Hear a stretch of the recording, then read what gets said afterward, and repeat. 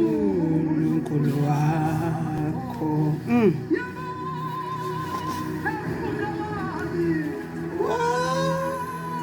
Wena Baba.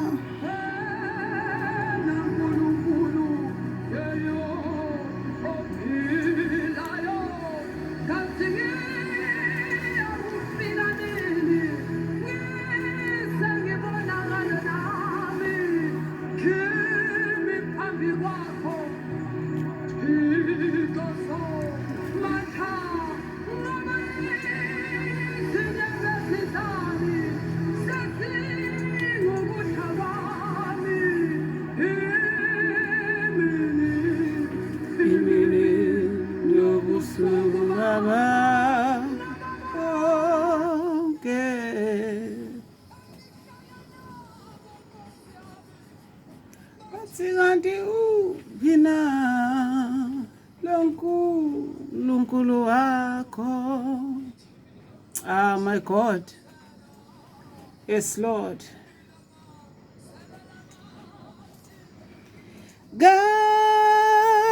Ganjalo nomphefumulo wami. Hey, Nkosi yami, njengendluzela ilangazela lamanzi kanjalo nomphefumulo wami ulangazelele wena Thixo kulesi sikhathi samanje. Ake ngiphinde ngikubingelele emlaleli olalele kulesi sikhathi noma ngabe kuphi la ulalele khona. Ngithi wenze kahle wakhetha kahle ukuthi uvule u88.4 FM. Now umbali wakabiyela loqeda ukuphuma njengamanje ukhona khona la eNewlands la iduzane athi njengendluzela ilangazele lamanzi kanjalo nomphefumulo wami ulangazelele wena Thixo. Ngisho njalo nami kulolu suku lwanamhlanje kungulesine, ngisho njalo kulezi insuku ezinzima kangaka. Hey Nkosi yami, ngithi njengendluzela ngilangazelela amanzi, ngifise ngathi bengingahlala kuwe simakade, ngifise ngathi bengingancika ngaso sonke isikhathi ngiloku nginamathele kuwe ngoba ukuphila konke kukuwe, ngoba ukuqonda konke kwezinto esingayiqondi ngoba sizibheke ngamehlo enyama kukuwe. Ngisho njalo ngithi njengendluzela ngathi nawe ubungahlabelela kanye nami sihlabelele nombali sikhulume le ndaba yokuthi njengendluzela ilangazelela amanzi imphefumulo yethu mayilangazelele uThixo, mayilangazelele ukuhlala kuThixo, ukuhlala ngoba yabona le ndaba yendluzela abanye ithi kuthiwa ikwazi ukuhlala ngaphandle kwamanzi. Now kusho ukuthi nathi ake sibe njengayo indluzela ngaso sonke isikhathi singaba abantu abazokwazi ukuhlala singamqondi singamazi uNkulunkulu engekho kuthina, sinama doubts all the time. Ngisho njalo ke kulolu suku namhlanje engizokukhuluma nawe, ngifuna ukukhuluma nalaba abadlulelwe emhlabeni njengoba kusilesi simo, abadlulelwe izihlobo zabo, bese ngiphinda futhi ngifuna ukukhuluma nalaba eseyikade zadlula izihlobo zabo but kuyabuya izinto manje behlele endlini bathi ukuba ubekhona uma, ukuba ubekhona ubaba, ukuba ubekhona usisi, ukuba ubekhona ubani bese kuzokwenzeka kanje. Ngifisa ukuthi ngikhulume nalaba esekutholakele emndenini yabo ukuthi kunama cases asekonfenyiwe. Ngifuna ukukhuluma actually nawo wonke umuntu ophilayo okusesimweni njengamanje sokuthi uyasaba, sokuthi akazi ukuthi enze njani, akazi aqale ngapi, uzibona engathi akwanele, akafanelekile, uzibona emncane nje kusonke nje lesi simo. Ngifuna ukukhuluma nawe namhlanje nawe ke ongekho kuyo yonke lento usuzongena ebese uyalalela, hleze kube khona okudlulayo kuwena, hleze kube khona ozokubamba ukuze sikwazi ukuthi siphilisane kulesi sikhathi samanje. Now ngifuna ukuya kuleya ncwadi kaJoshua, incwadi kaJoshua ngiseBhayibhelini la ngikhona namhlanje.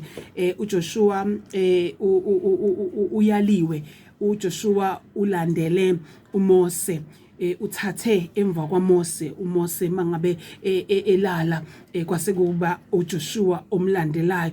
Now uJoshua kuthiwa uyaliwe uNkulunkulu. Yabona mawufunda nje uChapter 1 ngoba ngivule wona uqobo, uJoshua chapter 1 uyaliwe, uNkulunkulu ukhulume naye. Ngicela ibambe le uNkulunkulu akhulume nawe. uNkulunkulu ukhulume naye uJoshua ukuthi njoba esengasekho uMose, ngifisa ukuthi wena uqhubeke uhole abantu bakwa-Israyeli abantwana bam ubayise kuleli lizwe engibathembise lona. Uthi uyaqhubeka uNkulunkulu ekhuluma kuMose kuJoshua ukuthi konke ngikufundisa uMose nalokhu akufundise kona wena uzoqhubeka kuko, ngoba uMose uthe ephila wayikhipha imithetho wamfundisa uJoshua. Kwanezinto uMose ayikhuluma noJoshua, kwanezinto uNkulunkulu ayikhuluma noMose, uMose wayidlulisela esizweni waphinde wayidlulisela nakuJoshua uqobo. Now ithi into ke manje njengoba ekhuluma naye uthola iassurance manje, ngoba kahle kahle fanele abantu begcine befikile la fanele bafike khona, fanele befikile eKhenani ezweni lesethembiso. Now njengamanje njengoba sikulesimo ke sonke siyathenjiswa ukuthi kuzoba right, lokusisho njalo sithi hayi izodlula lento, silokuthi hayi kuzokwenzeka. Now ngifisa ukuthi bese uyayibuyisisa uyijulisise le ndawo, ngoba sonke sisesimweni manje sokuthi kukhona iphathi yethu engazi ukuthi ayihleli kahle efile, kukhona abadlulayo emhlabeni, kukhona izinto ezingezinhle zethu. Now thina sekufanele manje sisukume sithathe sinye step. Ngiyazi ukuthi siyasaba ukusithatha lesi step, siyasaba futhi nokuthi senze izinto ezokwenza ukuthi lesi step esizosithatha sikwazi ukuma kusona. Sinama fears, sinama doubts, siyablame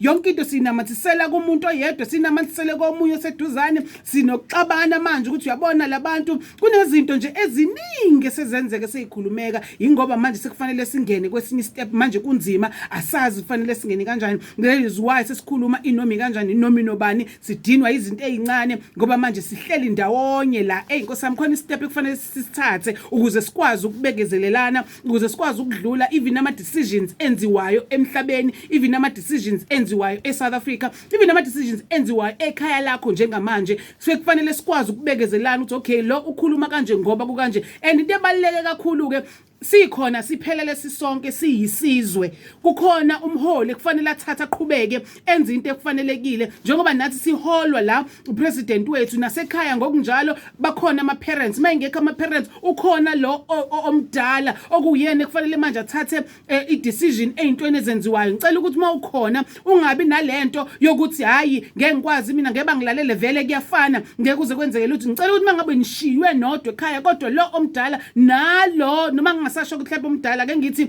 lo onobuhlakani noqondayo ukuthi fanele kwenzekeni, uyena kufanele manje athathe indawo. Ngifuna ukuqinisekisa ke namhlanje indlela uJesu uNkulunkulu akhuluma ngayo kuJoshua ukuthi wakhuluma kanjani. Ngifuna uthathe lamazwi uNkulunkulu akhuluma ngawo kuJoshua ebese uyawasebenzisa nawe apply kulesi simo okusona njengamanje. Uthi uNkulunkulu uJoshua ngokombhalo obhalwe la, bayasilandisa uthi qina ume isibindi ngokuba uyakwenza ukuba labantu badle izwe engalifungela oyise ukubanika lona. That's number 1. So qina ume isibindi.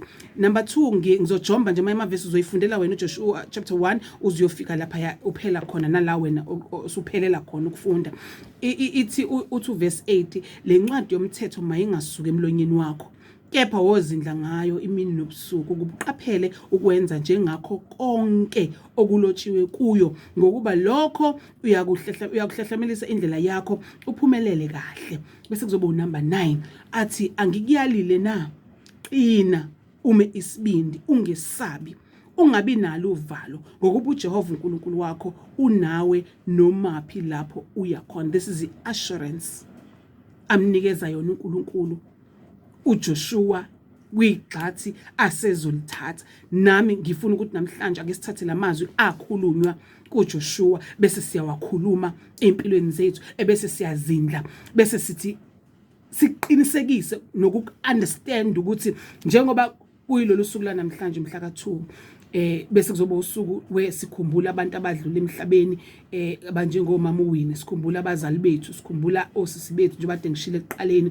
Kodwa into ithi ake sibambe lento yokuthi ikhona iassurance. Ngiyazi ukuthi uthema uhleli uwedwa kwakhona izinto ezifikayo ukuthi no you can do this, hayi khona osho ukuthi ngizoyenza lento, mina ngizoyenza lento, angithi ayizolento. Ngifisa ukuthi namhlanje kuhambe ngale nto ngoba kwaqinisekiswa uJoshua. Uma uqhubeka ufunda ngayo uJoshua uzozwa istory uNkulunkulu ihamba naye.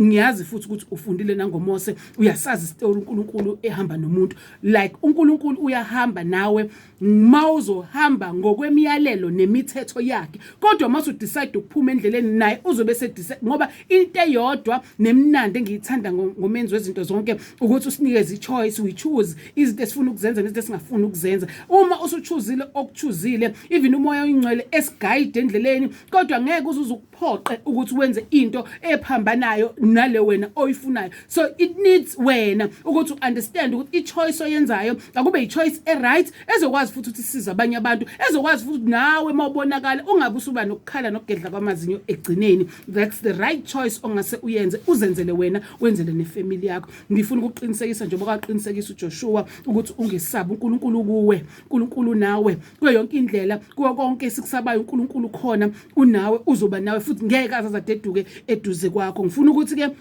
kuwo konke ke kulabo abadlulelwe masithi la emsakazweni sithi abafane noJobe kukhona le ndaba kade ngizwe ifundo la endabeni yagogo onukubeziwe ngokucantswa bulawa watholakala efaka into eziningi ezinkulu kulesi sikhathi manje khona abantu abasebhizi bacabanga indaba zokurape we understand ukuthi sikwisimo esikanjani ushonile udlulile uthisha esikoleni ebekade efundisa abantwana balindele ukuthi mabebuya bazobuya uthisha khona even ama colleagues alindele lokho even nabanye nabazali bebelindele into enkulu ngifuna ukuthi kunini enisele qinani isibindi uJehova unani kule ndlela esenzoyithatha without this person okade nithembele kuyena kade nimthanda ngifuna ukuthi sidlulelwe umfundisi futhi ebesihamba naye umfundisi wesifazane kade sihamba naye na izinto eziningi owasemlazi nakhona ngifuna ukusho njalo kwabanye abefundisi ukuthi nithenjiwe nani esehambile esemukiwe owenu kodwa nisafanele niqhubeke nimthembe uNkulunkulu ngoba uthi asiqine simisibindi ngoba njengoba sengasekho lo okade ehola labantu sekusele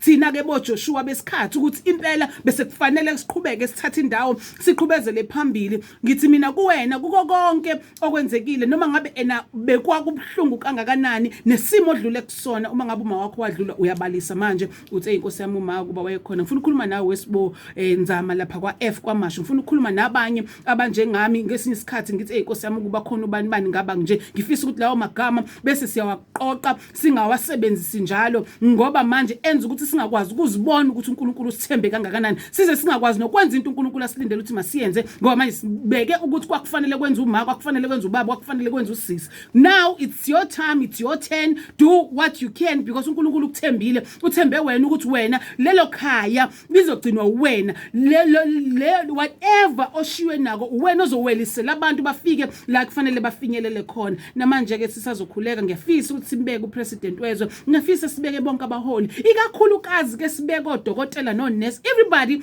ongena esibhedlela nongena eclinic nokuphi they are highly exposed but nabo futhi ngifuna ukubatshela namhlanje ukuthi kuko konke kuthenjwe nina muthembeni uNkulunkulu uzonivikela ngoba enikwenzayo kuhle nizama ukuvikela abanye abantu nanike nizovikeleka qinani nimkhole uNkulunkulu nihambe ngokwemiyalelo umyalo ke nomthetho wamanje weCovid uthi asihlale sibe clean sigeze izandla ziningi izinto ikhona ilist kubhaliwe phansi gcina ke lowo mthetho ukwenze njengoba kushiwo bese ungasuke emlimini lwakho ungasuke emlomeni wakho ungakwenzi ngoba ukwenzela isikhathi samanje but kwenze even sebangasekho abantu abazokubona ukuthi uyakwenza yini wenze ukuze ukwazi ukuthi uphile kahle uphile isikhathi eside yenzela wena yenzela abaseduze ikakhulukazi ngoba lesifo sibhlungu ngoba kuthiwa amabika asitheleli wena kuphela mhlawumbe ngaba sikho worried kanje ukuba besthelela wena kuphela ngoba uma ngabe ukuthi wena uignorant wena ufuna ukulalela besizokuyeka sithi asikudle uhlaleke ube njalo kodwa manje lento idinga ukuthi ke sicabangelani ukuthi mangabe bakumina nomunye umuntu izomthelela uNkulunkulu abusisa ukufunda kwezilawo siyabuya ngale kuka half past asiye eindabeni.